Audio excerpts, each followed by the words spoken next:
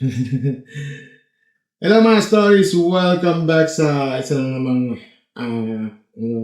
news content no? Sa ako pala si Mikey at mga stories ito pag-usapan hindi nating paliliguin pa. No?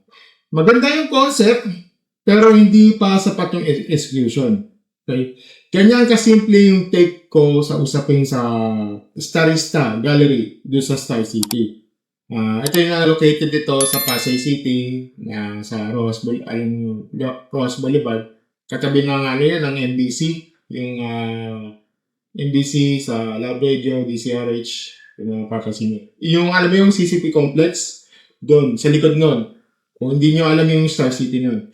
Kung atong lifeline ng status yung ibibida mo sa publiko, hindi pwede na, hindi ganun, hindi pwede na. Dapat pulido, dapat wig, at dapat worth it na expectation ng mga tao. Kaya ngayon, himay natin yung mga posts, basahin natin yung mga comments, at pag-usapan kung saan tama at saan sumablay ang project na ito.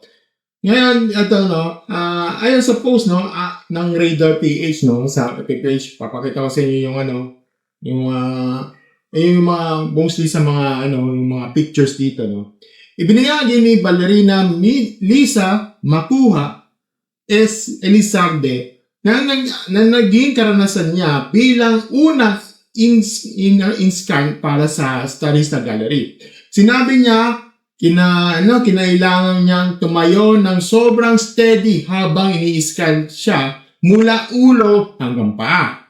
At hindi raw niya agad alam kung ano mismo ang ginagawa ng proseso. Nung makita niya ang prototype, sinabi niyang surreal ang pakiramdam dahil para raw niyang nakita ang ulo niya sa isang plate.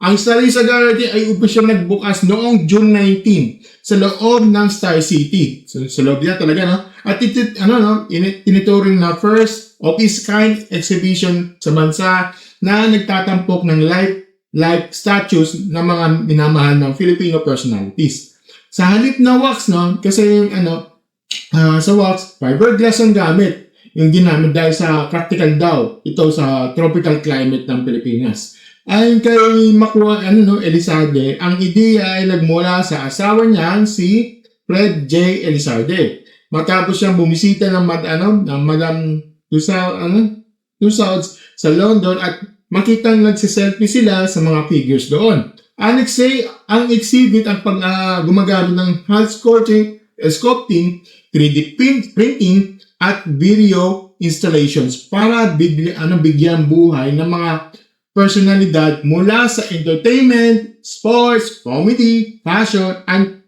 public service, di ba? Kabilang sa mga unang ipinakitang figures na sila Hydrin Diaz, Michael B., Paolo Contis, Ashling Ordiga, Wilbert Rose, Bea Binene, at kung ano-ano pa. May mga parating din sa tribute kay Dolphy, para kay Makuha Elizarde, at iba raw ng mga novelty dahil sa mahalagang may role models ng kabataan. At sabi nga niya, everyone is a star, some just shine brighter than others. So mga stories, naalala ko yung sa Wax Museum, yung sa festival, sa Alabang. Kauna-una, yung bagong bukas ng festival. Matagal na yun, siguro 1997, 1998, o kailan na nagbukas. Basta yung kakabukas na yung festival doon, Philippine Best Festival Mall.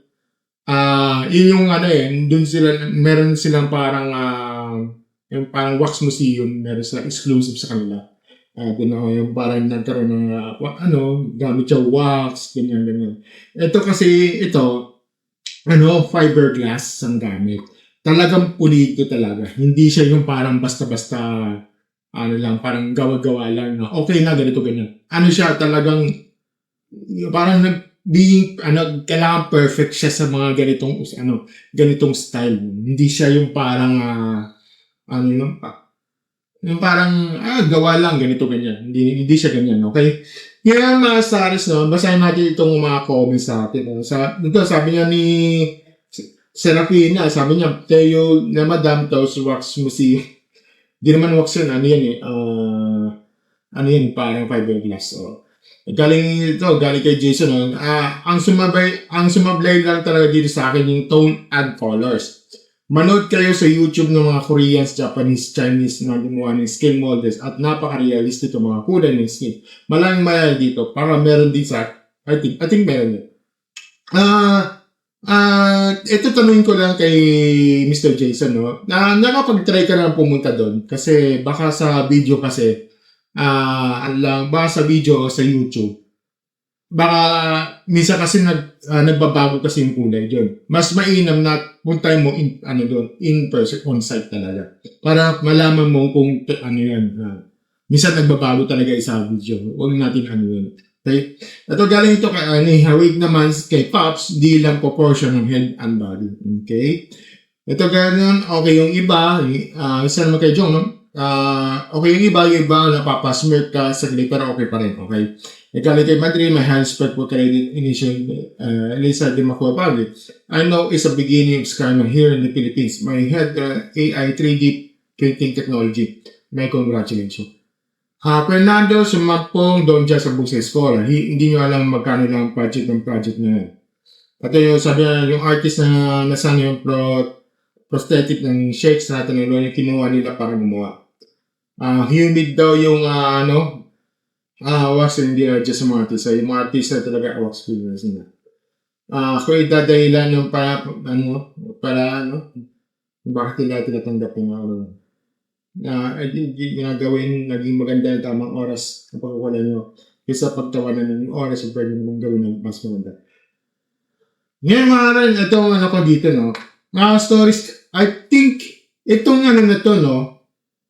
Siya yung mga gumagawa, ito yung mga gumagawa ng yung mga sa Avengers, yung mga fiberglass, silang gumagawa yun. Well, ako din kay Bungo TV doon, okay?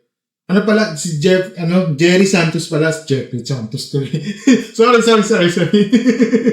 edit niya, Marky, ito na lang. Ano pala, yung, yung gumawa nito is, si Jerry Santos. Sorry. Jerry Santos yan. Okay, sige, ano tayo dito? Punta tayo sa ating opinion pa dito, no? Well, diretso opinion tayo, no? Ito kasi sa mga private, ito yung gumawa nito ni Jerry Santos pala. Ni Jerry Santos. Ito, kung alam natin si Jerry Santos, artist dito, no? Sa mundo ng sining, alam natin ang ganda ng output ay madalas nakadepende sa dalawang bagay. Oras at saka yung budget. Okay? Kung kulang sa budget, mahirap makuha ang premium materials. No? Kung minadali ang deadline para sa opening, no? Talagang masasakripisyo ang quality. No? Pero as a consumer, no, di alam ng publiko ang behind the scenes, no?